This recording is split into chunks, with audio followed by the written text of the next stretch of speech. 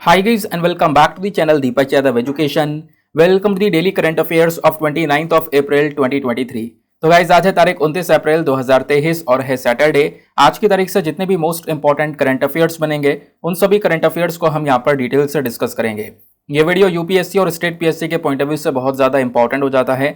तो चलो शुभ आरंभ करते हैं, बट आगे बढ़ने से पहले मैं आपको बता दूं हर रोज मॉर्निंग में राइट टाइम 5 बजे आपको ये वीडियो इसी चैनल पर मिल जाता है। तो आज कौन कौन समय पर वीडियो में प्रेजेंट हो चुका है नीचे लाइव चैट में जरूर से मेंशन करना।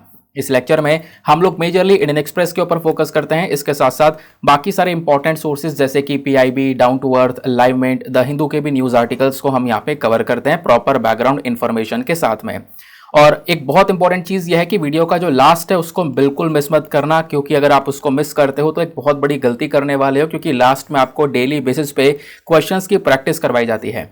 यानी कि पूरे लेक्चर को अच्छे से सुनना, लास्ट में आपको टेस्ट सीरीज दी गई उसको अटेम्प्ट करना, आपका जो भी स्कोर आएगा उसको नीचे कमेंट सेक्शन में लिखना। एक बहुत अच्छा कॉन्फिडेंस आपके अंदर आने वाला है अगर आप सक्सेसफुली उस टेस्ट को अटेम्प्ट करते हो। तो इस लेक्चर का पीडीएफ वगैरह चाहिए तो उसके लिए आपको टेलीग्राम पर जाना है, वहां पे जाके सर्च बॉक्स में लिखना दीपक यादव एजुकेशन यूपीएससी, आपको ये टेलीग्राम चैनल मिलेगा।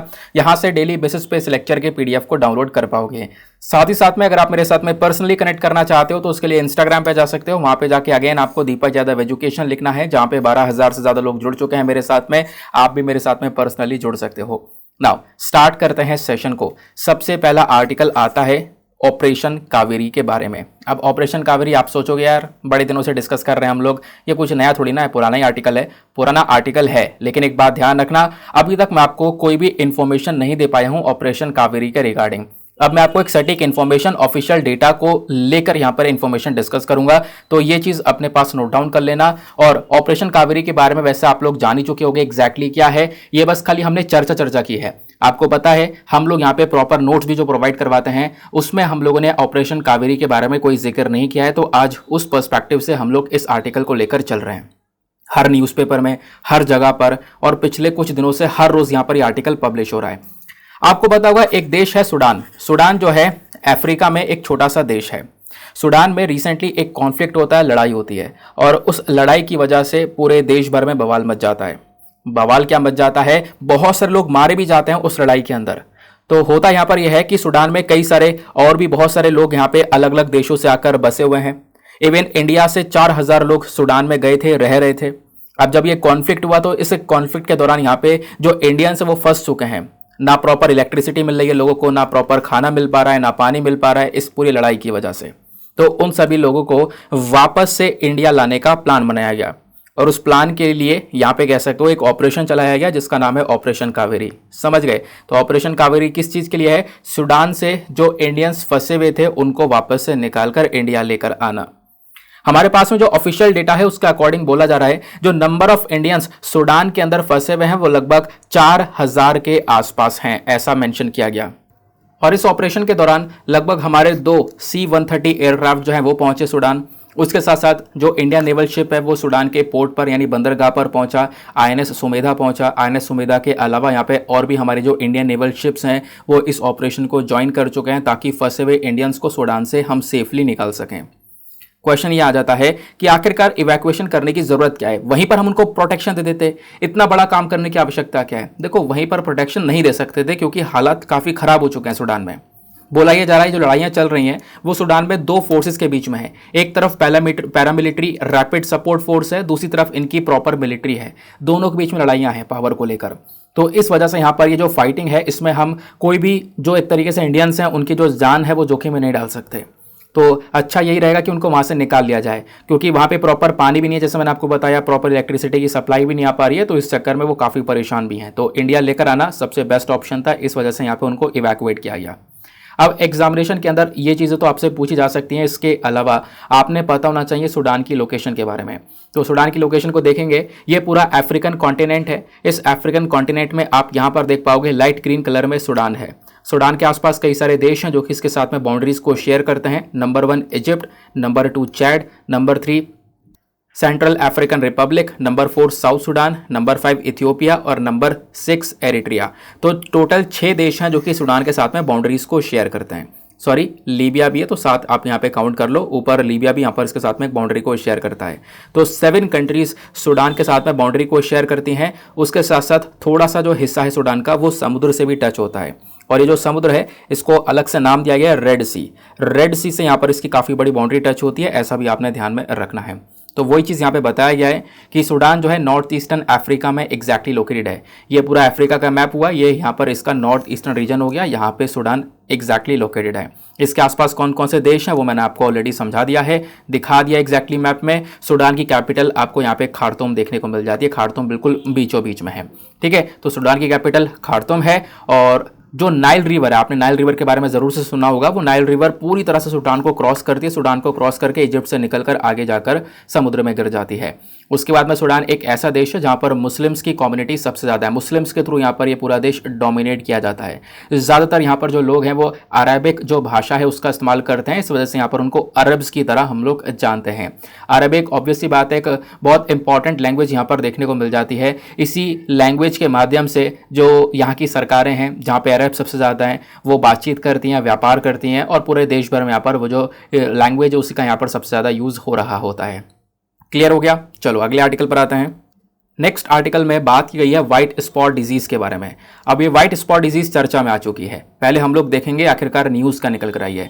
खबर यहाँ पर यह है कि पिछले महीनों में अगर हम देखें तो व्हाइट स्पॉट डिजीज की वजह से, इस बीमारी की वजह से तमिलनाडु के अंदर एक डिस्ट्रिक्ट है नागपत्तिनम डिस्ट्रिक्ट, वहाँ पर 100 एकड़ ज़मीन में जो श्रिम्प की फार्मिंग की गई थी उसके ऊपर बुरा असर पड़ा है।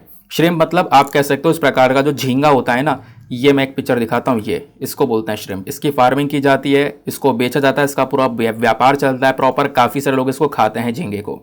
ठीक है, तो इसकी फार्मिंग के ऊपर एक बुरा असर पड़ा, इस व्हाइट स्पॉट डिजीज की वजह से बीमारी इन झींगों के अंदर फैल गई है, इस वजह से यहाँ पर व्हाइट स्पॉट डिजीज न्यूज़ में है। तो white spot disease basically highly contagious viral infection है। पहली चीज़ और बहुत इंपॉर्टेंट चीज़ आपसे पूछा जा सकता है, ये एक कौन सा इन्फेक्शन है? ये एक बैक्टीरियल इन्फेक्शन है? नहीं, ध्यान रखना एक वायरल इन्फेक्शन है, यानी कि एक वायरस की वजह से बीमारी फैलती है।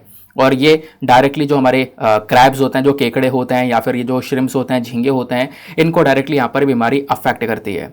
और खासकर जहाँ पे इन झींगों का प्रोडक्शन बहुत ज़्यादा हो रहा हो उस एरिया को यहाँ पर ज़्यादातर ये जो स्पॉट डिजीज़ है, व्हाइट स्पॉट डिजीज़, वो अफेक्ट करती हैं। और जब ये बीमारी फैल जाती है तो इसमें काफ़ी सारे चांसेस ऐसे भी होते हैं कि बहुत सारे जो झींगे हैं उनकी डेथ हो जाती है, वो ख़त्म हो जाते हैं, मर जाते हैं। ठीक है, और इसकी वजह से जो ये पूरी की पूरी हमारी प्रॉन इंडस्ट्री है ये कहीं ना कहीं बुरी तरह से अफेक्ट होती है। और क्योंकि इस इंडस्ट्री से बहुत सारा पैसा जनरेट किया जा रहा है, बहुत सारे जो फार्मर्स हैं वो इस इंडस्ट्री के ऊपर डिपेंडेंट हैं, वो इसको पकड़ते हैं, इसको बेचते हैं, उससे यहाँ पर उनका लाइवलीहुड चल रहा है। तो कहीं ना कहीं उसी के ऊपर एक बहुत बड़ा इंपैक्ट पड़ता हुआ नजर आ रहा है इस व्हाइट स्पॉट डिजीज़ की वजह से।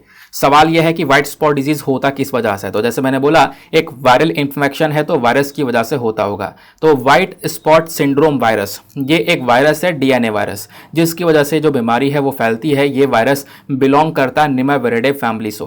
ये जो वायरस है ये ज़्यादातर देखा जाता है कि जो मैरीन वाटर है, यानी कि जो खारा पानी है, समुद्र के अंदर जो आपको ब्रैकिश वाटर देखने को मिलेगा, खारा पानी है या थोड़ा साफ पानी भी है, उसके अंदर ज़्यादातर यहाँ पर ये जो वायरस है वो पाया जाता है। और इसके चक्कर में ये जो बहुत सारे जो हमारे मैरीन एनिमल्स हैं वो डायरेक्टली यहाँ पर अफेक्ट होते हुए नजर आते हैं।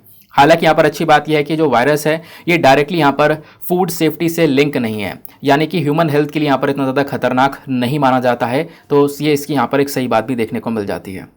फिर उसके बाद में बोला गया कि अगर ये जो व्हाइट स्पॉट डिजीज़ है ये अगर ये झींगे वाले ग्रुप में फैल जाती है ना, तो इसकी वजह से जो झींगों का शेल है वो यहाँ पर ख़त्म हो जाता है, उनके बॉडी के अंदर ये व्हाइट स्पॉट डिजीज़ फैलने लगती है, उन झींगों का जो कलर है वो पिंक से रेड होने लगता है, फिर उसके बाद में डेथ होने लगती है और यहाँ पर धीरे धीरे करके वो ख़त्म हो जाते हैं, उनका जो तैरने का तरीका है वो पूरा बदल जाता है। इस प्रकार के जो इफेक्ट्स है वो यहाँ पर नज़र आते हैं इन प्रॉन के ऊपर।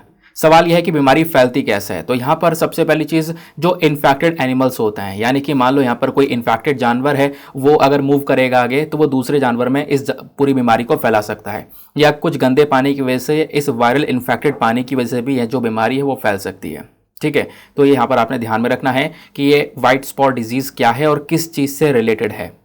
अगले आर्टिकल पर आते हैं। नेक्स्ट आर्टिकल में बात की गई है ऑस्टियो आर्थराइटिस के बारे में। तो ये ऑस्टियो आर्थराइटिस क्या है, यहाँ पे हम इसके बारे में डिस्कशन करेंगे, अभी ये काफ़ी ज़्यादा चर्चा में है। पहले यहाँ पर समझो न्यूज़ क्या है। न्यूज़ ये है कि जो हमारे साइंटिस्ट हैं उन्होंने हाल ही में एक नया इंजेक्टेबल सेल थेरेपी जो है वो बना लिया है। एक सेल थेरेपी बनाई गई है जिससे ये जो बीमारी है ऑस्टियोआर्थराइटिस, इसको ठीक किया जा सकता है। ठीक है, तो इसको ठीक करने के लिए एक सेल थेरेपी को बनाया गया है।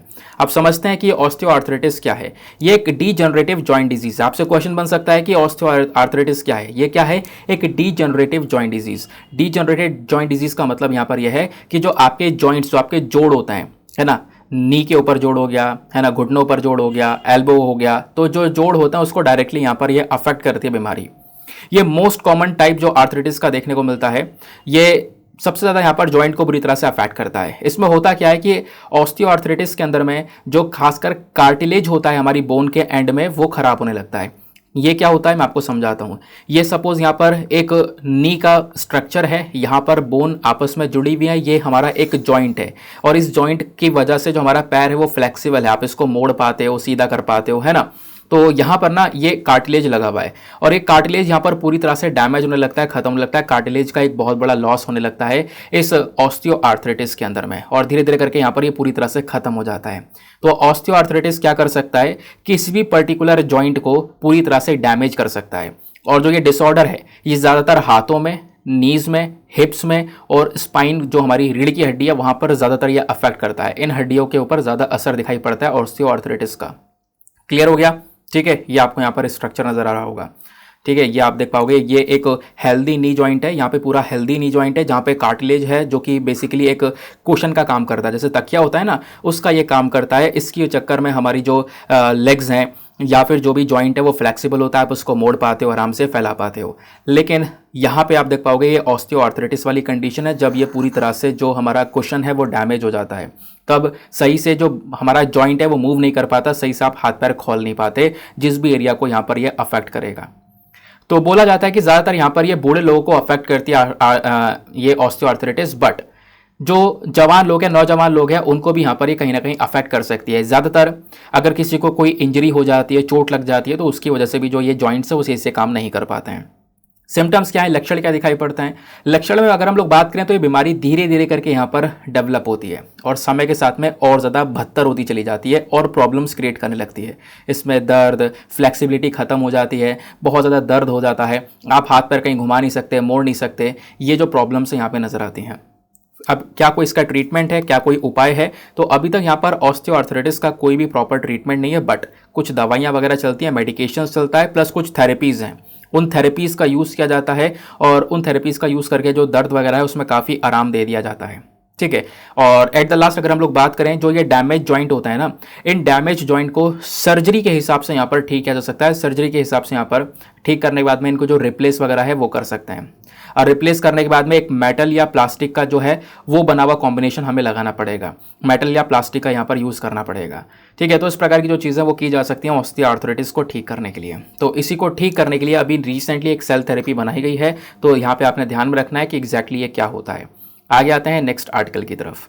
अगले आर्टिकल पर बढ़ने से पहले दोस्तों मेक श्योर करना वीडियो पे जो लाइक का बटन है उसको प्रेस कर दो। हमारा टारगेट है 2000 प्लस लाइक्स का, प्लीज आप उसको अचीव करवा सकते हो, तो फटाफट ये काम कर देना।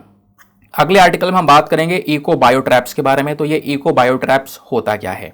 ठीक है, इस प्रकार से आप लोग देख पा रहे होंगे, एक कटोरे की शेप का है। ये पता है कैसे बनाया है? जो हमारे गत्ते होते हैं ना, कार्डबोर्ड जो खराब हो जाता है उनको रिसाइकिल करने के बाद में इस प्रकार का ये जो कटोरा है ये बनाया है। इसमें ये क्या रखा हुआ है मैं आपको समझाता हूं, और कैसे यहाँ पर हम मच्छरों को पकड़ सकते हैं, और मच्छरों को पकड़ने के बाद में मच्छरों की संख्या को कम कर सकते हैं। चलो समझते हैं एग्जैक्टली कैसे काम करता है। तो हाल ही में जो ये वेक्टर बॉर्न डिजीज़ हैं, खासकर मच्छरों से फैलने वाली जो ये बीमारियां हैं, इन्फेक्शंस हैं, इनको रोकने के लिए जो बृहन मुंबई म्यूनिसिपल कॉरपोरेशन है, ये मुंबई का जो म्यूनिसिपल कॉरपोरेशन है, इन्होंने अनाउंस किया है कि हम क्या करेंगे, इको बायोट्रैप जो प्रोजेक्ट है उसको हम लोग लागू करेंगे, उसको हम लोग लॉन्च करेंगे, और बेसिकली लॉन्च कर दिया गया है। तो इस वजह से यहाँ पर ये चर्चा में है। तो ये इको बायोट्रैप्स होते क्या है, ये जो कॉन्सेप्ट है ये आपने पता होना चाहिए। देखो, इको बायोट्रैप जो कॉन्सेप्ट है ना, ये इको फ्रेंडली है, यानी कि एनवायरमेंट से कह सकते हो कि काफ़ी बड़ी दोस्ती है इस मेथड की, एनवायरमेंट को कोई बुरा नुकसान ये पहुंचाता नहीं है। इसमें क्या करता है, देखो नाम से पता चला बायो ट्रैप मतलब किसी को फंसा लेना। हम मच्छर को अपने जाल में फंसाते हैं, इस ट्रैप करते हैं। कैसे? तो यहां पर देखो कुछ एट्रैक्टेंट्स का यूज किया जाता है। एट्रैक्टेंट्स मतलब जो कि मच्छर को अपनी तरफ आकर्षित करें, है ना। तो वो क्या करता है, एट्रैक्टेंट्स का हम यूज करते हैं जहां पर फीमेल जो मॉस्क्यूटो है वो बेसिकली इस एट्रैक्टेंट्स के प्रति आकर्षित होती है और यहां पर इसके पास में जाती हैं, अंडे देती हैं और अंडे देने के बाद में यहां पर जो अंडे हैं वो खराब हो जाते हैं। कहोगे अंडे क्यों खराब हो जाते हैं? क्योंकि हमने यहाँ पर एक कार्डबोर्ड का जो ये बाउल है ये बनाया है, इसके अंदर में कुछ एट्रैक्टेंट्स का यूज किया है और एट्रैक्टेंट के साथ साथ इसमें इंसेक्टिसाइड का यूज भी किया है। इंसेक्टिसाइड मतलब जो कीड़े मकोड़ों को मारने वाली दवाई होती है उसका भी यूज किया है। तो पानी के अंदर ये दोनों चीजें डाल दी हैं।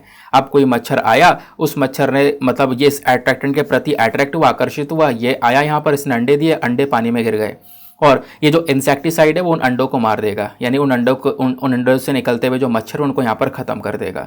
तो ये बेसिकली यहाँ पर कॉन्सेप्ट है मॉस्किटोज से निपटने का, जिसको इकोबायोट्रैप बोला गया है। इसमें एक छोटा सा बैग होता है जिसमें कुछ मिक्सचर होता है, यानी एट्रैक्टेंट और इंसेक्टिसाइड दोनों मिलाया हुआ होता है। मैं आपको पिक्चर दिखाता हूँ एग्जैक्टली। ये आप देख पा रहे होंगे, एक छोटा सा बैग बीच में रखा हुआ है और इसमें पानी भरा हुआ है ना। इसी छोटे से बैग में एट्रैक्टेंट और इंसेक्टिसाइड दोनों रखा गया है। मच्छर आएगा, इसके प्रति अट्रैक्ट होकर और यहाँ पर अंडा देगा तो वो खत्म हो जाएगा पूरी तरह से, और जो अंडे से मच्छर पैदा होगा वो भी यहाँ पर खत्म हो जाएगा, वो भी आगे नहीं बढ़ पाएगा। तो ये जो ट्रैप है वो यहाँ पर किया गया है। तो इसमें क्या क्या यूज़ किया जाता है, आई होप आप लोग यहाँ पर समझ गए होंगे। जो इंसेक्टिसाइड है वो यहाँ पर क्या करेगा, मॉस्किटो के अंडे को पानी के अंदर ही बर्बाद कर देगा। तो ये सारा काम किया जा रहा है ताकि वेक्टर बॉर्न डिजीज को हम थोड़ा सा कंट्रोल कर सकें। नाउ फाइनली सवाल ये आता है, ये वेक्टर बॉर्न डिजीज होती कौन सी हैं? देखो ये बहुत खतरनाक होती हैं। जो बीमारियां हैं ना, ये पैरासाइट्स, वायरस और बैक्टीरिया की वजह से फैलती रहती हैं और इन वेक्टर बॉर्न डिजीज का सबसे ज्यादा जो बर्डन है वो ट्रॉपिकल और सब ट्रॉपिकल एरियाज में सबसे ज्यादा देखने को मिलता है। अब ये ट्रॉपिकल और सब ट्रॉपिकल एरियाज कौन से होते हैं? तो ट्रॉपिक ऑफ कैंसर और ट्रॉपिक ऑफ कैप्रिकॉर्न का बीच का जो रीजन होता है इसको हम लोग ट्रॉपिकल एरिया बोलते हैं। इसके ऊपर का कुछ आपको सब ट्रॉपिकल वाले रीजन दिखाई पड़ेंगे। तो यहाँ पर जितनी भी कंट्रीज आती है, जैसे इंडिया भी पूरा कवर हो गया, अफ्रीकन कॉन्टिनेंट, साउथ अमेरिका कुछ कंट्रीज हो गई, ये सब कंट्रीज यहाँ पे कवर हो रही हैं। तो यहाँ पर सबसे ज्यादा ये जो वेक्टर बॉर्न डिजीज हैं ये देखने को मिल जाती हैं और हर साल कह सकते हो 7 लाख से ज्यादा लोगों की जान जाती है इन वेक्टर बॉर्न डिजीज से। इस वेक्टर बॉर्न डिजीज में कई सारी बीमारियां आ जाती हैं, चाहे वो मलेरिया हुआ, डेंगू हुआ या फिर ह्यूमन अफ्रीकन ट्राइपेनोसोमियासिस हुआ, लेशमेनियासिस हुआ, चैगास डिजीज हुआ, yellow fever, Japanese encephalitis, elephantiasis, ऐसी कई सारी बीमारियां आपको देखने को मिल जाएंगी। इसी के बेसिस पर आज का हम लोगों ने थंबनेल भी लगा रखा है। तो वेक्टर बॉर्न डिजीज क्या है, आई होप आप लोग समझ चुके होंगे। आगे आते हैं नेक्स्ट आर्टिकल की तरफ। अगले आर्टिकल में एक और डिजीज के बारे में डिस्कशन किया गया है, शिंगल्स डिजीज। तो जो शिंगल्स बीमारी है ये थोड़ा सा चिकन पॉक्स की तरह लग रही होगी, लेकिन ये जो पिक्चर है ना ये इतना डिस्टर्ब वाला पिक्चर नहीं है। गूगल के ऊपर इतने ज़्यादा डिस्टर्ब पिक्चर पड़े हैं कि आपका देख के दिमाग ही खराब हो जाएगा। तो इस चक्कर में यहाँ पर थोड़ा नॉर्मल सा जो पिक्चर है वो यूज़ किया गया है। हुआ यहाँ पर यह कि हाल ही में ग्लैक्सोस्मिथक्लाइन फार्मास्यूटिकल्स, ये जो कंपनी है ना, इन्होंने अनाउंसमेंट किया है कि हम दुनिया भर के लिए जो शिगल्स वैक्सीन है इसको लॉन्च कर रहे हैं, यानी इस बीमारी को ठीक करने के लिए जो एक वैक्सीन है वो लॉन्च कर दिया गया है। उसका नाम है शिंग्रिक्स नाम है, इसको यहाँ पर लॉन्च किया जा रहा है। तो इस वजह से यहाँ पर आपने पता होना चाहिए कि शिंगल्स है क्या। जो शिंगल्स बीमारी है ये होती है एक वायरस की वजह से, जिस वायरस का नाम है वेरिसेला जोस्टर वायरस। ध्यान रखना, बहुत इंपॉर्टेंट है, वेरिसेला जोस्टर वायरस। ये वही वायरस है जिसकी वजह से बॉडी के अंदर चिकन पॉक्स होता है, ठीक है। तो इस वायरस की वजह से ये बीमारी फैलती है। प्लस यहाँ पर ये जो बीमारी है ये हमारी बॉडी में कहीं पर भी हो सकती है, कहीं पर भी इस प्रकार की जो चीज़ें हैं, बॉडी के ऊपर रैशेस हैं, ये जो दाग धब्बे हैं वो यहाँ पर नजर आ सकते हैं। प्लस ये बीमारी कॉन्टेगियस नहीं है, मतलब एक इंसान से दूसरे इंसान में नहीं फैलती है, लेकिन इसका जो रिस्क है वो काफ़ी ज़्यादा है, खासकर बूढ़ों के अंदर में। लेकिन जिनकी उम्र 50 से ऊपर है उनके अंदर भी काफ़ी बड़ा रिस्क देखने को मिल जाता है। इस प्रकार की जो प्रॉब्लम है वो इस बीमारी में, शिंगल्स में नज़र आती है। सिम्टम्स क्या है, जिस एरिया में यहाँ पर यह हो जाती है ना, बहुत बुरे छत्ते को बना देती है। उसके बाद वहाँ पे दर्द है ना, जलन होना, बहुत, आप उसको छू नहीं सकते, तो इतनी ज़्यादा यहाँ पर प्रॉब्लम्स होने लगती है। वही सिम्टम्स यहाँ पे नजर आते हैं। हालांकि इसकी जो वैक्सीन है वो अवेलेबल है, जिसका नाम है शिंग्रिक्स। जो शिंग्रिक्स वैक्सीन है वो कहीं ना कहीं इस बीमारी को ठीक करने में कारगर साबित हुई है। अब जो ये शिंगल्स है ना, ये वाली प्रॉब्लम तो क्रिएट करता है, इसके अलावा और भी कई सारी प्रॉब्लम्स को बना सकता है, जैसे पोस्ट थेरेपिक न्यूरल्जिया। ये एक कह सकते हो अगेन एक कॉम्प्लिकेशन है, इसमें भी काफ़ी सारा दर्द होता है, जिस एरिया को यहाँ पर इस प्रकार से जो रैशेस हैं वो अफेक्ट करते हैं। प्लस कह सकते हो अगर ये जो बीमारी है आंखों में हो जाए तो मतलब इमेजिन ही नहीं किया जा सकता, वो व्यक्ति कहीं ना कहीं उसका जो विजन है, यानी कि जो देखने की क्षमता है वो खत्म हो सकती है, टेम्पररी भी खत्म हो सकती है और हमेशा के लिए भी खत्म हो सकती है। और ऐसी ये जो प्रॉब्लम है ये सुनने या फिर बैलेंस प्रॉब्लम्स भी आ सकती हैं, यानी कि अगर ये शिगल्स है, समझो ये बीमारी किसी के कान के पास हो जाती है, कान में हो जाती है, तो इससे कहीं ना कहीं उसकी जो मसल्स है वो काफ़ी वीक हो जाएंगी, है ना, उसको यहाँ पे प्रॉपर सुनाई नहीं देगा और ये जो प्रॉब्लम है टेम्पररी या परमानेंट भी हो सकती है, ऐसा बोला जाता है। अगले आर्टिकल पर आते हैं। नेक्स्ट आर्टिकल में स्वामित्व स्कीम के बारे में डिस्कशन किया गया है। अब ये स्वामित्व स्कीम क्या है समझते हैं। पहले यहाँ पर देखो, ये जो स्कीम है ना, इस स्कीम के तहत प्रॉपर्टी कार्ड्स को डिस्ट्रीब्यूट करने का मेन मकसद रखा गया है। तो ये चर्चा में क्यों है? चर्चा में इसलिए क्योंकि हाल ही में उत्तर प्रदेश की जो सरकार है, इन्होंने लगभग 55,14,921 जो रूरल हाउस रिकॉर्ड्स हैं, गांव के अंदर जो घर हैं, उनको यहाँ पर कह सकते हो प्रॉपरली जो कार्ड्स हैं वो बांट दिए हैं इस स्वामित्व स्कीम के तहत। तो स्वामित्व स्कीम इस वजह से न्यूज़ में है। अब पहली स्वामित्व, नाम ही बहुत बड़ा है इसका, तो उसका फुल फॉर्म कितना बड़ा होगा? बाकी फुल फॉर्म बहुत बड़ा है, फुल फॉर्म सुनो। स्वामित्व का मतलब है survey of villages and mapping with improvised technology in village areas. नाम से आप पूरे मैटर को समझ गए होंगे। जो हमारे गांव वाले एरिया हैं वहां पर पूरा सर्वे करना और टेक्नोलॉजी का यूज करके एक प्रॉपर मैपिंग को प्रोवाइड करवाना, किसके पास में कितना लैंड है, कितनी जमीन है, उसको प्रॉपरली डिटेल्स देकर उनको प्रॉपर्टी कार्ड्स देना। ये बेसिकली स्वामित्व स्कीम का मेन मकसद है। ये एक सेंट्रल सेक्टर स्कीम है, यानी केंद्र सरकार डायरेक्टली यहाँ पर इसको लागू करती है। डायरेक्ट केंद्र सरकार का सारा खर्चा इस स्कीम के अंदर होता है। स्वामित्व स्कीम को लॉन्च किया गया था 2021 में, जब हम लोगों ने यहाँ पर इसके कई सारे सक्सेसफुल टेस्ट कर लिए थे अलग अलग राज्यों में। इसके अंदर क्या किया जाता है, इस स्कीम की मेन जो मांग है वो यह है कि गाँव के अंदर में जो लोग हैं ना, उनके पास में जो उनकी प्रॉपर्टी है उसकी ओनरशिप होनी चाहिए। आजकल ऐसा होता है कि बहुत सारे लोग गांव के अंदर आप देखोगे कि जितनी ज़मीन है उनकी, उससे ज़्यादा आसपास की जो ज़मीन है वो फैलाकर बैठे रहते हैं, अपना आसपास का जो एरिया है वो भी घेर कर बैठे रहते हैं। बट यहाँ पे क्या है कि प्रॉपर ड्रोन टेक्नोलॉजी का यूज़ करना, है ना, उसके बाद में सारे रिकॉर्ड्स को रखना और हर एक व्यक्ति को, जो गाँव का व्यक्ति है उसको यहाँ पर जो उसकी ओनरशिप है वो देना, प्लस उसको एक लीगल ओनर बनाना, और उसका जो प्रॉपर कार्ड है वो दिया जाता है स्वामित्व स्कीम के तहत। और ये इम्प्लीमेंट कैसे किया जाता है? देखो, इसको इम्प्लीमेंट किया जा रहा है अलग अलग मंत्रालयों की मदद से। तो ministry of Panchayati Raj, state revenue department, state Panchayati Raj department, survey of India, सब मिलकर काम कर रहे हैं।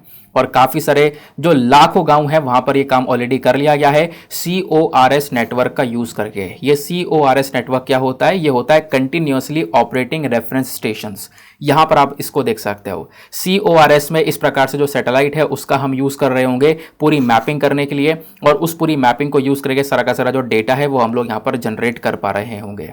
ठीक है, तो ये आप लोग देख पाओगे एग्जैक्टली। इससे हमारे पास में पूरा का पूरा लैंड रिकॉर्ड होगा कि कितनी ज़मीन किसके पास में है और कितनी कितनी ज़मीन फालतू में इन लोगों ने यहाँ पर कब्जा के रखी हुई थी। तो इससे इंफ्रास्ट्रक्चर प्लानिंग में हेल्प हो सकती है। जो प्रॉपर्टी टैक्स है वो प्रॉपरली कलेक्ट किया जा सकता है, सभी की प्रॉपर्टी के बारे में पता होगा, है ना। तो इससे काफ़ी सारे जो डेवलपमेंटल प्लान्स वगैरह हैं वो भी आगे हम लोग यहाँ पर चला सकते हैं। तो ये काम है CORS नेटवर्क का, समझ गए। तो स्वामित्व स्कीम क्या है। अगले आर्टिकल पर आते हैं। नेक्स्ट आर्टिकल में बात की गई है कॉर्पोरेट सोशल रिस्पॉन्सिबिलिटी के बारे में। एक टर्म है जो कि काफ़ी सारे लोगों को कंफ्यूज कर देता है कि सर ये CSR होता क्या है। आओ हम लोग समझते हैं। कॉर्पोरेट सोशल रिस्पॉन्सिबिलिटी, अच्छा ये न्यूज़ में क्यों है, शायद मैं वो लाना भूल गया हूँ, लेकिन अभी ये न्यूज़ में बना हुआ है तो मैं आपको डायरेक्टली जो टर्म है वो बता रहा हूँ। तो कॉर्पोरेट सोशल रिस्पॉन्सिबिलिटी, देखिए ये ना एक बिजनेस मॉडल है जहाँ पे जो कंपनीज हैं, बड़ी बड़ी कंपनीज करोड़ों का व्यापार कर रही हैं वो कंपनी, और करोड़ों का मुनाफा हो रहा है, करोड़ों का प्रॉफिट कमा रही हैं। तो उन कंपनीज का कहीं ना कहीं एक रिस्पॉन्सिबिलिटी बनती है कि वो हमारी सोसाइटी के लिए, समाज के लिए भी कुछ ना कुछ करें। ठीक है, तो उसी के लिए कॉर्पोरेट सोशल रिस्पॉन्सिबिलिटी हम लोग बोलते हैं। प्रॉपर इसके नियम कानून है जिसके तहत इन कंपनीज का जो प्रॉफिट होता है उसका कुछ परसेंट खर्चा जाता है हम अपने समाज के डेवलपमेंट के ऊपर। ठीक है, तो उसी को हम लोग कॉर्पोरेट सोशल रिस्पॉन्सिबिलिटी बोलते हैं। तो कॉर्पोरेट सोशल रिस्पॉन्सिबिलिटी एक सेल्फ रेगुलेटिंग बिजनेस मॉडल है जो कि एक कंपनी को हेल्प करता है कि वो सोसाइटी में थोड़ा बहुत ग्रोथ कर सके। कॉर्पोरेट सोशल रिस्पॉन्सिबिलिटी के बारे में जो सारी इन्फॉर्मेशन है वो आपको कंपनीज एक्ट 2013 के अंदर में सेक्शन 135 में देखने को मिल जाएगी। और इस एक्ट के तहत यहाँ पर मैंडेटरी कर दिया गया है, यानी कि ये कंपलसरी है, अनिवार्य है कुछ कंपनीज के लिए कि वो अपना कुछ फंड जो है वो देंगे। कौन कौन सी कंपनी हो सकती हैं? तो number 1, every company having a net worth of rupees of 500 crore और मोर, यानी कि हर एक कंपनी जिसकी जो नेट वर्थ है टोटल वो 500 करोड़ रुपए है। ठीक है, 500 करोड़ रुपए है या 500 करोड़ से ज़्यादा है तो उन कंपनीज को भी जो यहाँ पर अपना प्रॉफिट है उसका लगभग 2% जो है वो निकालना होगा कॉर्पोरेट सोशल रिस्पॉन्सिबिलिटी के लिए। या फिर दूसरा बोला गया है कि हर एक कंपनी जो है जिसका जो टर्नओवर है लगभग वो 1000 करोड़ है या उससे ज़्यादा है, या हर एक कंपनी जिसका जो नेट प्रॉफिट है वो लगभग 1 करोड़ के आसपास का या उससे ज़्यादा का है, तो इन सभी कंपनी को जो ये कॉर्पोरेट सोशल रिस्पॉन्सिबिलिटी के प्रोविजंस हैं वो सारे प्रोविजंस फॉलो करने पड़ेंगे और फॉलो करते हुए यहाँ पर कुछ अमाउंट देना पड़ेगा सोसाइटी के कल्याण के लिए। ठीक है, तो यहाँ पर इससे काफ़ी कुछ किया जा सकता है, एनवायरमेंट के लिए काम किया जा सकता है, पोल्यूशन को कंट्रोल करने के लिए वो पैसा खर्चा जा सकता है। तो ये होता है हमारा कॉर्पोरेट सोशल रिस्पॉन्सिबिलिटी। आगे आते हैं और यहाँ पे होते हैं हमारे आर्टिकल्स समाप्त। अब फटाफट हम लोग कवर करेंगे अपने क्वेश्चंस को। तो आई होप गाइज आप लोगों ने अच्छे से सारी चीज़ों को सुन लिया है। अब मैं लाइन से एक एक करके आपको सारे क्वेश्चंस दूंगा, आप प्लीज़ इसके आंसर देते हुए चलना। लास्ट में आपको सारे के सारे आंसर्स एक साथ बताऊंगा, तो आप रीमैच करना और देखना आपने कितने क्वेश्चन सही किए और कितने गलत किए हैं।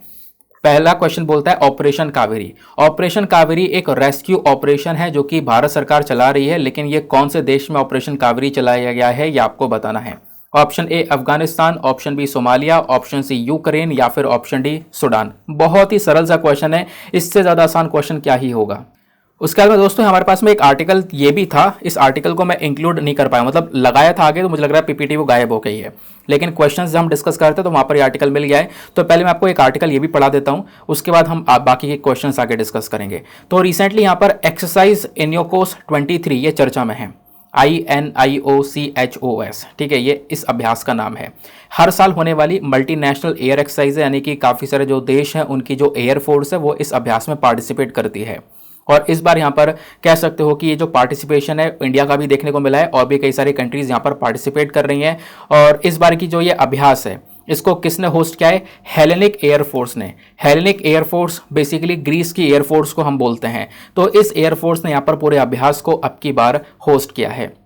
तो ये जो अभ्यास है कहाँ पे हो रहा है? ग्रीस के अंदर एक एयरबेस है, एंद्रवेडा एयरबेस, वहीं पर किया गया है। और इस अभ्यास का मेन मकसद यह है कि जितने भी देश आपस में आएंगे जिनकी एयरफोर्स शामिल होगी इस अभ्यास करने में, तो उनके बीच में कॉपरेशन को बनाना, एक लेवल को बनाना, अपने डिफेंस कॉपरेशंस को और ज़्यादा मजबूत करना। ठीक है, जो इंडियन एयरफोर्स है वो पार्टिसिपेट कर रहा है इसमें अपने 4 Su-30 MKI एयरक्राफ्ट के साथ में और 2 C-17 एयरक्राफ्ट के साथ में, प्लस इंडिया के साथ साथ USA, फ्रांस, इटली, प्लस और दूसरे देश जॉर्डन, सऊदी अरेबिया, ये सारे के सारे पार्टिसिपेट कर रहे हैं इस इनक्योस 2 में। तो आप लोगों से यहाँ पर एक सिंपल सा क्वेश्चन और बन सकता है कि जो हेलेनिक एयरफोर्स है ये हाल ही में न्यूज़ में देखने को मिली है, ये कौन से देश को बिलोंग करती है आपको बताना है। तो सिंपल सा आंसर इसका तो मैं आपको बता ही चुका हूँ, ग्रीस हो गया। ग्रीस की जो एयरफोर्स है उसको हम लोग हेलेनिक एयरफोर्स के नाम से जानते हैं। क्लियर हो गया? आगे आते हैं। अगले क्वेश्चन में आपसे पूछा गया है which one of the following is the causative agent of the white spot disease. जो ये व्हाइट स्पॉट बीमारी है ना, इसके पीछे का कारण क्या है? ये बीमारी रिसेंटली न्यूज़ में थी, तो बताओ इसके पीछे का कारण क्या है? क्या ये एक वायरस डिजीज़ है, वायरस की वजह से ये फैलती है, या बैक्टीरिया की वजह से बीमारी होती है, या फंगस की वजह से होती है, या इनमें से कोई नहीं? फटाफट इसका आंसर दो। अगले क्वेश्चन को देखते हैं। नेक्स्ट क्वेश्चन में आपसे पूछा गया which among the following best describes osteoarthritis. जो ऑस्टियोआर्थराइटिस है ना, ये क्या है एग्जैक्टली? ऑप्शन ए, ये एक इन्वेजिव प्लांट स्पीशी है। ऑप्शन बी, ये एक जेनेटिक डिसऑर्डर है जो कि डायरेक्टली रेड ब्लड सेल्स को अफेक्ट करता है। या फिर ऑप्शन सी, ये एक डीजनरेटिव जॉइंट डिजीज है। या फिर ऑप्शन डी, ये एक कार्डियोवैस्कुलर डिजीज है। तो बताओ कौन सा स्टेटमेंट यहाँ पर सही है रिगार्डिंग ऑस्टियोआर्थराइटिस? अगेन एक सिंपल क्वेश्चन। अगले क्वेश्चन आपसे पूछा गया है वेक्टर बॉर्न डिजीज को लेकर। तो जो वेक्टर बॉर्न डिजीज है इसको लेकर 2 स्टेटमेंट्स दिए गए हैं, बताना है कौन सा स्टेटमेंट सही है। पहला स्टेटमेंट बोलता है कि जो वेक्टर बॉर्न डिजीज है, जो बीमारियां हैं, ये पैरासाइट्स, वायरस, बैक्टीरिया, इन सब चीज़ों की वजह से होती हैं और ये ट्रांसमिट होती रहती हैं वेक्टर्स की वजह से। ये जो बीमारियां हैं ये ज़्यादातर ट्रॉपिकल और सब ट्रॉपिकल जो कंट्रीज़ हैं उनको डायरेक्टली अफेक्ट करती हैं। तो बताओ कौन सा स्टेटमेंट यहाँ पर सही है? ऑप्शन ए बोलता है 1 only, option B 2 only, option C दोनों सही हैं, या फिर ऑप्शन डी दोनों के दोनों गलत हैं। अब अगले क्वेश्चन पर आते हैं। नेक्स्ट क्वेश्चन में बात की गई है शिंगल्स डिजीज को लेकर। तो शिंगल्स डिजीज के रेफरेंस में अगेन आपको 2 स्टेटमेंट्स दिए गए हैं, बताना है कौन सा स्टेटमेंट सही है। पहला स्टेटमेंट बोलता है ये जो बीमारी है ये एक वायरस की वजह से होती है जिसको हम लोग वारिसिला जोस्टर के नाम से जानते हैं। सेकंड स्टेटमेंट बोलता है कि इस बीमारी की कोई भी वैक्सीन अवेलेबल नहीं है जो इस बीमारी को ठीक कर सके। तो बताओ कौन सा स्टेटमेंट यहाँ पर सही है? Option A 1 only, option B 2 only, option C दोनों सही हैं, या फिर ऑप्शन डी दोनों के दोनों गलत हैं। नाउ अगले क्वेश्चन पर आते हैं। यहाँ पे स्वामित्व स्कीम के बारे में डिस्कशन किया गया है। तो स्वामित्व स्कीम को लेकर 2 स्टेटमेंट्स दिए गए हैं, बताना है कौन सा स्टेटमेंट सही है। पहला स्टेटमेंट बोलता है स्वामित्व स्कीम एक सेंट्रल स्पॉन्सर्ड स्कीम है जिसका मेन काम है जो विलेज हाउस होल्ड ओनर्स हैं उनको प्रॉपरली रिकॉर्ड देना कि उनकी जो ओनरशिप है वो कहाँ कहाँ पर है ज़मीन को लेकर। सेकंड स्टेटमेंट बोलता है स्वामित्व स्कीम को लागू किया गया है union ministry of social justice and empowerment के थ्रू। तो बताओ कौन सा स्टेटमेंट सही है। Option A 1 only, option B 2 only, option C दोनों सही है या फिर ऑप्शन डी दोनों के दोनों गलत हैं। नाउ अगले क्वेश्चन पर आते हैं। नेक्स्ट क्वेश्चन में बोला गया है कॉर्पोरेट सोशल रिस्पॉन्सिबिलिटी के रेफरेंस में अगेन आपको दो स्टेटमेंट्स दिए गए हैं, बताना है कौन सा स्टेटमेंट सही है। पहला स्टेटमेंट बोलता है कि एक कंपनी जिसकी जो नेटवर्थ है वो लगभग 500 करोड़ के आसपास है, तो क्या यहां पर उसको ये कॉर्पोरेट सोशल रिस्पॉन्सिबिलिटी के जो रूल्स एंड रेगुलेशन है वो फॉलो करने होते हैं। सेकंड स्टेटमेंट बोलता है कि कॉर्पोरेट सोशल रिस्पॉन्सिबिलिटी का जो मेन ऑब्जेक्टिव है वो है सोसाइटी को लेकर काम करना, एनवायरमेंट को लेकर काम करना। तो बताओ कौन सा स्टेटमेंट सही है। Option A 1 only, option B 2 only, option C दोनों सही है या फिर ऑप्शन डी दोनों के दोनों गलत हैं। तो गाइज ये थे आज के हमारे सारे के सारे क्वेश्चंस। आई होप आप लोगों ने मैक्सिमम क्वेश्चंस को बिल्कुल सही सही अटेम्प्ट किया होगा। तो चलो देखते हैं, मैं आपको लाइन से लास्ट वाले क्वेश्चन से सारे आंसर्स बताना स्टार्ट करूंगा। आप लोग रीमैच करना और आपका जो भी स्कोर आता है उसको नीचे कमेंट सेक्शन में लिखे हुए ना मत जाया करो, क्योंकि बहुत सारे लोग अपना स्कोर लिखे बिना चले जाते हैं। तो क्वेश्चन पूछा गया था कॉर्पोरेट सोशल रिस्पॉन्सिबिलिटी को लेकर, दो स्टेटमेंट्स थे, दोनों के दोनों यहाँ पर स्टेटमेंट सही है, क्योंकि मैंने आपको बताया है एक कंपनी जिसकी जो नेटवर्थ है 500 करोड़ से ऊपर है, तो यहाँ पे वो कंपनी अगर इस कैटेगरी में आती है तो उसको भी ये जो CSR के प्रोविजंस है वो फॉलो करने पड़ते हैं। दूसरा स्टेटमेंट भी सही है, क्योंकि हम डिस्कस कर ही चुके हैं कि जो CSR का मेन ऑब्जेक्टिव यह है कि कुछ पैसा निकालना कंपनी से जो कि सोसाइटी और एनवायरमेंट के डेवलपमेंट के लिए यूज किया जाएगा। फिर अगले क्वेश्चन में पूछा गया था स्वामित्व स्कीम को लेकर, तो स्वामित्व स्कीम को लेकर जो दोनों स्टेटमेंट्स है दोनों के दोनों गलत हैं। कहोगे कैसे। पहला स्टेटमेंट देखो, ये एक सेंट्रल स्पॉन्सर्ड स्कीम है, यहीं पर गेम खत्म हो जाता है। सेंट्रल स्पॉन्सर्ड स्कीम वो होती है जहां पर राज्य सरकार केंद्र सरकार दोनों मिलकर खर्चा करके उस स्कीम को लागू कर रही हो, लेकिन स्वामित्व स्कीम तो सेंट्रल सेक्टर स्कीम आपको बताया गया था। तो ये पॉइंट ना बहुत ध्यान रखना है, इसमें सबसे ज्यादा कंफ्यूजन क्रिएट होता है। तो स्वामित्व स्कीम एक सेंट्रल सेक्टर स्कीम है, ना कि सेंट्रल स्पॉन्सर्ड स्कीम, तो यहां से आगे बढ़ने की जरूरत ही नहीं है, काम खत्म हो गया। सेकंड स्टेटमेंट, इसको लागू किया गया है ministry of social justice and empowerment के थ्रू, तो ऐसा नहीं है, ये मंत्रालय यहाँ पे इसको लागू नहीं करता है। इस वजह से यहाँ पे हमारे पास में जो दोनों के दोनों स्टेटमेंट्स हैं वो यहाँ पर गलत स्टेटमेंट्स हैं। आपने इसके बारे में ध्यान रखना है, क्योंकि इसको लागू किया जाता है कई सारे मंत्रालय के साथ मिलने के बाद में, कई सारे जो मंत्रालय हैं वो कोलेब्रेशन करने के बाद में इसको लागू करते हैं, जैसे ministry of Panchayati Raj, state revenue department, state Panchayati Raj, सब मिलकर यहां पर इसको लागू करने का काम करते हैं। फिर अगला क्वेश्चन आपसे पूछा गया था शिंगल्स डिजीज को लेकर, दो स्टेटमेंट थे, बताना था कौन सा स्टेटमेंट सही है। तो यहां पर केवल और केवल पहला स्टेटमेंट सही है, दूसरा गलत है। पहला स्टेटमेंट बोलता है ये एक वायरस की वजह से होता है जिसको हम लोग वैरिसिला जोस्टर के नाम से जानते हैं। दूसरा स्टेटमेंट गलत है, क्योंकि यहां पर इसकी वैक्सीन ऑलरेडी अवेलेबल है, श्रिंगेस नाम की, आपको पता होगा, अभी हमने इसी के बारे में डिस्कशन किया था। That is why option number 2 गलत है, स्टेटमेंट 1 सही है, तो हमारा ऑप्शन नंबर 1 करेक्ट आंसर हो जाएगा। अगले क्वेश्चन में आपसे पूछा गया था वेक्टर बॉर्न डिजीज को लेकर, दो स्टेटमेंट से बताना था कौन सा सही है। तो दोनों के दोनों स्टेटमेंट सही है, क्योंकि ये जो बीमारियां हैं वेक्टर बॉर्न डिजीज ये पैरासाइट्स, वायरस, बैक्टीरिया की वजह से यहाँ पर फैलती हैं। दूसरा स्टेटमेंट भी सही है, क्योंकि ये जो बीमारियां हैं मॉस्क्यूटो, डेंगू, ऐसी बीमारियां जो मच्छरों से फैल रही हैं, ज़्यादातर ट्रॉपिकल और सब ट्रॉपिकल कंट्रीज में नजर आती हैं। अब ये मत पूछना ट्रॉपिकल सब ट्रॉपिकल कंट्रीज कौन सी होती हैं, क्योंकि आगे ही मतलब आपको बता दिया है, पहले ही इसके बारे में पढ़ा दिया है। फिर अगले क्वेश्चन में आपसे पूछा गया था ऑस्टियोआर्थराइटिस को लेकर। ऑस्टियोआर्थराइटिस को लेकर जो चारों ऑप्शन है बताओ ये क्या है, इसमें से मतलब कौन सा सही है। तो इसका सही उत्तर है सी। ऑस्टियोआर्थराइटिस क्या है, तो ये बेसिकली एक डीजनरेटिव जॉइंट डिजीज है जो कि डायरेक्टली हमारे जो जोड़ हैं उसको बुरी तरह से अफेक्ट करता है। फिर अगला क्वेश्चन आपसे पूछा गया था व्हाइट स्पॉट डिजीज को लेकर। तो व्हाइट स्पॉट जो डिजीज है इसका कॉजेटिव एजेंट क्या है, यानी कि किस वजह से यहाँ पर बीमारी फैलती है। तो वायरस की वजह से फैलती है, तो आपने यहाँ पर इसके बारे में ध्यान रखना है। सिंपल सा क्वेश्चन है, सिंपल सा ही आंसर है। फिर अगला बिल्कुल लास्ट वाला क्वेश्चन है और सबसे आसान क्वेश्चन आज का, वो था ऑपरेशन कावेरी। ऑपरेशन कावेरी एक रेस्क्यू ऑपरेशन जो कि इंडियन गवर्नमेंट ने चलाया है, बताओ कौन से देश में चलाया गया। तो इसका सही उत्तर है option number D, Sudan. Sudan में इस ऑपरेशन को चलाया गया था। तो आई होप गाइज आपको यहाँ पर अच्छे से इन चीज़ों के रिगार्डिंग पूरी क्लैरिटी मिल चुकी है, सब कुछ बढ़िया से क्लियर हो चुका है। तो बताओ कितने क्वेश्चन सही किए हैं, कितने गलत किए हैं और क्यों गलत किए हैं, वो भी यहाँ पर समझाना है। कोशिश करना है कि रोजाना के बेसिस पर इन क्वेश्चंस को अटेम्प्ट करो। आपका सुनने की क्षमता, क्वेश्चन प्रैक्टिस करने की क्षमता, समझने की क्षमता रोजाना के बेसिस पर बढ़ती हुई चली जाएंगी। जब आप पेपर में बैठोगे तो वाकई में आपको बहुत हेल्प मिलने वाली है। नाउ इसी के साथ में करते हैं लेक्चर को समाप्त और मिलते हैं आप लोगों से अगले वीडियो में। आज के लिए bye bye, have a nice day, thank you and जय हिंद।